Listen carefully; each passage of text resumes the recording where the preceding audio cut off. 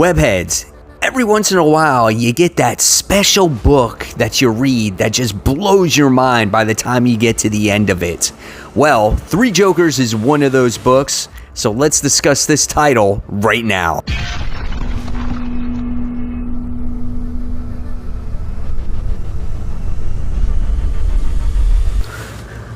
Hey, all my webheads out there, welcome back to Comic Book Corner 2.0, and fans, I am your host, Mike Spider Slayer, always helping you make decisions on what comic books to buy, and today, guys, we're talking about it. That's right, we're talking about the most highly anticipated comic book of the week. This is Batman Three Jokers.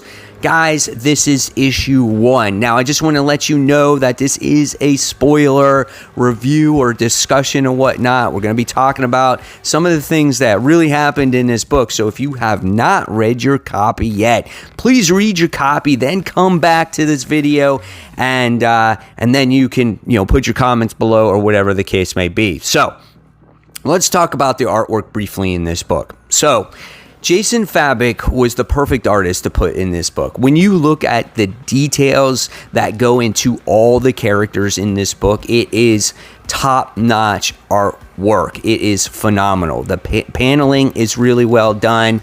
Just everything about this book is just a visual treat. You really enjoy each and every page. The facial expressions are amazing, especially when it comes to like Joker and whatnot. Really good here. Okay, so let's dive into Jeff Johns' story. Okay, so Jeff Johns writes a story here about 3 separate Jokers, okay? And they're all doing a crime at the same time. And you're led to believe, has there always been more than just one Joker, right? And you're like, how can this be where a Joker can be in 3 different places at one time? And now we have Batman, we have Batgirl, and we have Red Hood, Jason Todd, trying to solve this case on which one is the real Joker, okay? Now, the journey to get to this point was amazing. There was some of the greatest detective work that I've ever seen, when it comes to this, and you really get a feel of the pain that these characters have gone through their superhero career, okay? Trying to save Gotham from the criminally insane people that they battle every day. It starts off with Batman in the beginning, where he did a most recent battle with Penguin, and you see Alfred stitching him up, and you get to see the battle scars that Batman has acquired through his time of crime fighting. And you get to see the flashbacks towards that, which was amazing. And I feel like at times you just don't get to see that. And it says, battle heals all wounds, something like that, some kind of weird saying like that, right? Time heals all wounds. And just seeing everything, like Batman got his back broken and all those things. It was phenomenally done there. Then we get to see Barbara Gordon, who's working out in the gym. She's running on the treadmill, right? And, she sees the crime happening with this particular Joker. It triggers her brain to remind her of her accident and what happened to her when she was taking a shower, when she got paralyzed, right? Then we have Jason Todd, who's battling some thugs, and he hears a news broadcast of a Joker committing a crime, and that kind of triggers things that happened to him in the past. So I love how the book in the beginning actually sits there and dives into the history of our characters, and you can see that it's always on their minds. They're somewhat dealing with a PTSD, something that Heroes in Crisis, I felt, should have been about. We thought it was going to be about our heroes dealing with death and how they suffer through all that. Well, this book kind of dives into that a little bit better than Tom King's story here. So that's what I really appreciated about this particular issue, was them going into that history. The next thing was the detective work with Batman, Barbara, and Jason. I thought that was really well done to try to find out who these 3 Jokers actually are, which one is the real one, and whatnot. And then we get to the point where we get to see a lot of action in this book, and we get to see really quickly how our heroes takes down possibly two Jokers. So we see them. Oh, I'm sorry. It's possibly two Jokers. Yeah, I'll take that back. One they capture, and Jason Todd just like kicks him to the side, inside of the body. And then we see another one that was possibly captured by Detective Jim Gordon.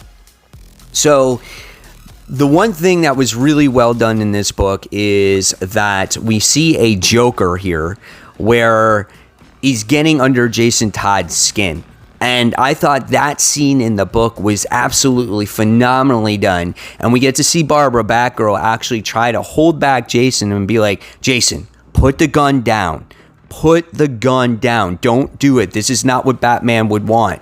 And he's like, well, Batman's not here. And we can see that this Joker is really getting under the skin, but we can see the suffering and the pain that Jason Todd is going through as he's reliving these memories in his head. And he gets to the point where he actually shoots Joker and shoots him in the head and kills him.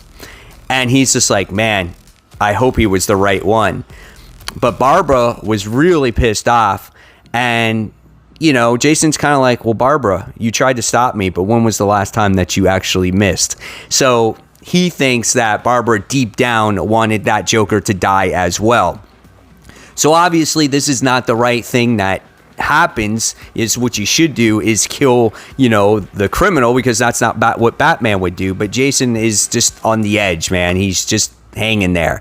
But when that happened at the end of the book, I was like, oh my gosh, this just blew my mind, because I can't wait to see the ramifications of this. Like, how is Batman going to actually deal with this situation with Jason killing this Joker? And I want to see what's going to happen to Jason, and if this was a real Joker or not. That is my question here. Who are all these three Jokers? They're probably not even the Joker at all. There's probably a fourth Joker for all we care, and this one just set up some clones of himself or something weird like that. I don't know. But the way this first book was actually written was phenomenally done. One of the best introductions to a story that I have read in a very long time. And this makes you realize why you fell in love with comics, right? Because of the great artwork, the great storytelling here, and it was so phenomenally written. But again, did Jason make the right choice here by killing this Joker? So I want to hear in the comments below what you guys think of that, and who was your favorite character in this book? Was it the Jokers? Was it Batman? Was it Barbara? Was it the whole darn thing? So guys, at the end of the day, I'm going to give this book a 5 out of 5. It definitely exceeded any expectations I had of this, and I can't wait for issue 2. So guys, again, leave me all those comments below. Hopefully you enjoyed this review, and until next time, this is Mike Spiderslayer signing off. I'll see you real soon, guys. Bye.